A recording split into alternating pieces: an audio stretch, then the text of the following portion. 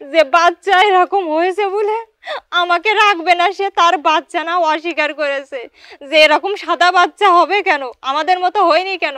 তাই এই প্রশ্নের উত্তর কি আমার কাছে আছে না কি তার কাছে আছে নাকি আরো কয়জনের কাছে আছে? এই বাচ্চা তো আল্লাহ তাআলা সৃষ্টি করেছে, আমি কি করে বলবো কি আর পাঁচজন কি করে বলবে যে এরকম বাচ্চা কেন হয়েছে?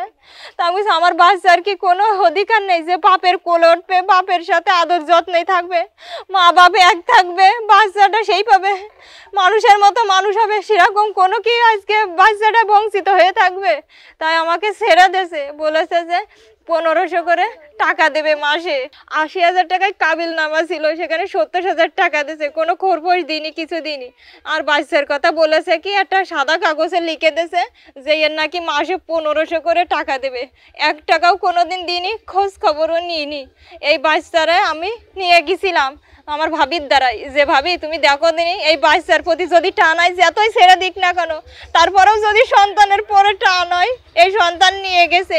নিয়ে যাওয়ার পরে সে বাচ্চার দিকে ওরা কেউ তাকায়নি, কোলে নিনি, বলতেছে ও আমাদের বাচ্চা না, তা আমরা নেবো কিসের জন্যে? তা বলতেছে তা ওর বাপ কোথায়? কছে ওর বাপ বাইরে চলে গেছে। কছে বাইরে চলে গেছে মানে তাহলে নাম্বারটা একটু দেন। কছে নাম্বার দেওয়া যাবে না, নাম্বার দেওয়া নিষেধ, এই বাচ্চার সাথে সে ই করবে না। বাচ্চারে অস্বীকার করেছে, তা বাচ্চারে কিসের জন্য নাম্বার দেবে? বাচ্চা কেন কথা বলবে? সে নানান ধরনের তার সাথে ঝামেলা করেছে। তখন আমার বাচ্চা নিয়ে চলেছে। আমি অনেক কষ্টের পরে আছি, আমার থাকারও জায়গা নাই। আমি যে কত কষ্ট করে না খেয়ে থাকি, আমি কারোর সাথে প্রকাশ করি না, লজ্জা ভেদ পাই যে কার সাথে বলবে, এটা একটা লজ্জার বিষয়। পেটের খিদের বিষয় কথা বলা মানে মানুষের সাথে লজ্জা পাওয়ার সমান কথা। তাই আমি আমার খালা বাড়ি অনেক সময় চলে যাই, বাচ্চা আমার সাথে না কেউ অনেক সময় থাকে। অনেক সময় মানুষের হাতারানি কাজ করে দিই, দুটো খাই। অনেক সময় বাচ্চাও না খেয়ে থাকে, হাফ পেট বেলা ভাত খায়। এই বাচ্চারও খোঁজ খবর নেয় না। সে বাপ হয়ে কি খোঁজ খবর নেওয়ার তার কি অধিকার নেই? সে জন্ম দিয়ে ফেলে দিয়ে চলে যাবে?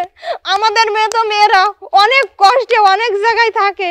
আমি চাই এরকম একটা সঠিক বিচার সরকারের কাছে। আমার কাছে একটা অনুরোধ দাবি যে এই বাচ্চার পড়াশোনা খরচ জন্য সে দায়িত্ব পালন করে আর এর বাপের অধিকারটুকু এর যত্ন পৌঁছাই দিতে পারে।